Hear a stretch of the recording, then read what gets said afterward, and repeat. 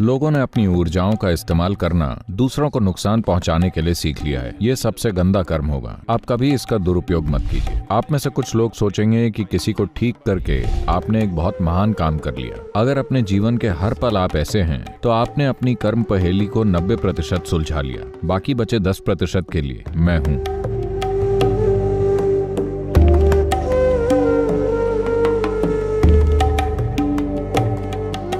कर्म मतलब कार्य। 4 तरह के काम किए जा सकते हैं: शारीरिक, मानसिक, भावनात्मक और ऊर्जा द्वारा। Of all these things, the energy action is the most important one. इन सभी में ऊर्जा द्वारा किया गया काम सबसे महत्वपूर्ण है, सबसे लंबे समय तक रहता है और सबसे ज्यादा मुक्त करने वाला भी, अगर सही तरीके से किया जाए तो। अगर आप इसे गलत ढंग से करें, ऊर्जाओं द्वारा गलत ढंग से किए गए कार्य का किसी के जीवन पर प्रभाव कहीं ज्यादा होता है गलत तरीके से किए गए शारीरिक, मानसिक और भावनात्मक कार्यों की तुलना में। तो गलत तरीकों से किए गए ऊर्जा कार्यों का क्या मतलब है? एक चीज ये कि दुर्भाग्यवश मुझे ऐसी कुछ चीजें देखनी पड़ी जो मैं नहीं देखना चाहता था।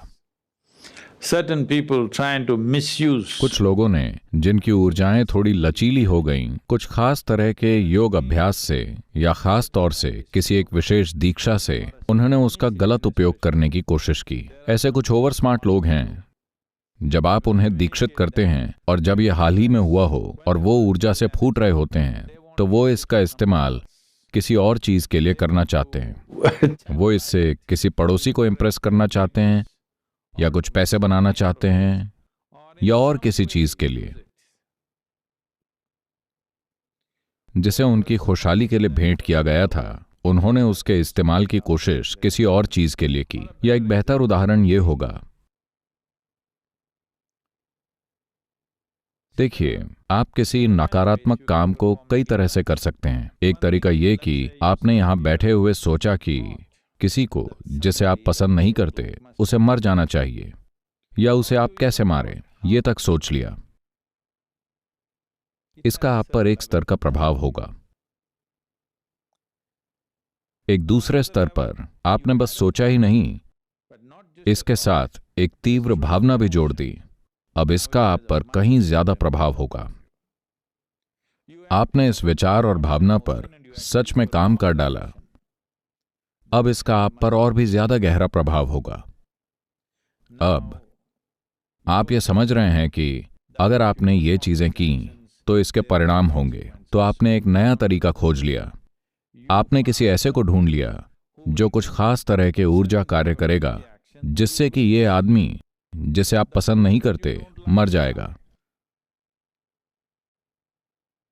इस तरह का पूरा एक विज्ञान है। 4 में से एक वेद, अथर्ववेद में यह बताया गया है कि कैसे ऊर्जाओं का इस्तेमाल अपने फायदे और दूसरों के नुकसान के लिए किया जा सकता है।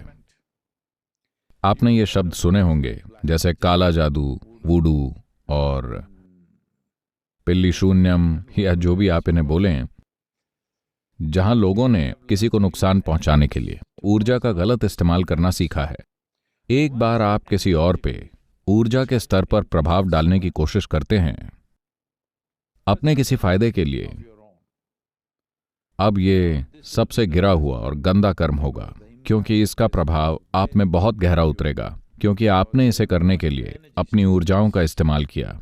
इसलिए मैं शांभवी जैसी सरल प्रक्रिया में भी दीक्षित करने से पहले आपको इस दुनिया की मां बनने के लिए कहता हूं, ताकि आप कभी भी इसका दुरुपयोग ना करें। आप सबको अपना ही देखें, क्योंकि ऊर्जाओं में यह विस्तार एक बहुत गहरी जिम्मेदारी के भाव के साथ होना चाहिए। ऊर्जाओं में यह विस्तार दूसरों को खुद में शामिल करने के गहरे आयाम के साथ होना चाहिए। समावेश के भाव के बिना अगर आप ऊर्जाओं का इस्तेमाल करेंगे तो ये सबसे नीच कर्म होगा। तो आप में से वो जो दीक्षा के बाद अपने जीवन में नाटकीय रूप से परिवर्तन होते देख रहे हैं, आपको इसका ख्याल रखना ही होगा। आपको इसका बहुत बहुत ध्यान रखना होगा कि आप रूपांतरण की इस क्षमता का कभी भी किसी और चीज के लिए इस्तेमाल करने की कोशिश ना करें। जाहिर है आप में से कुछ लोग सोचेंगे कि किसी को स्वस्थ करके या और किसी तरह से किसी के जीवन के साथ कुछ करके आप एक बहुत महान काम करेंगे।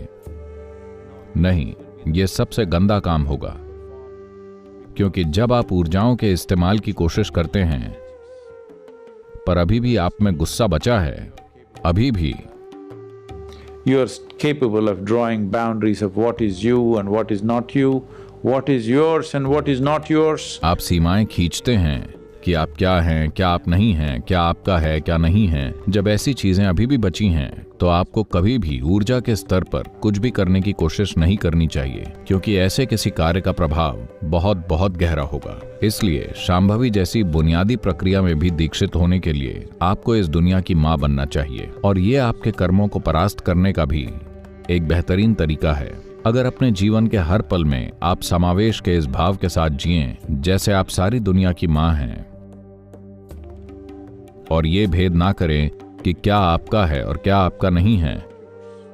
अभी शायद आप में ये भेद बचा रहे कि क्या आप हैं और क्या आप नहीं हैं, पर कम से कम अगर आप क्या मेरा है और क्या मेरा नहीं है इसे खत्म कर दें तो आपने अपने कर्मों की गुत्थी को 90% सुलझा लिया। मेरा विश्वास कीजिए, 90%।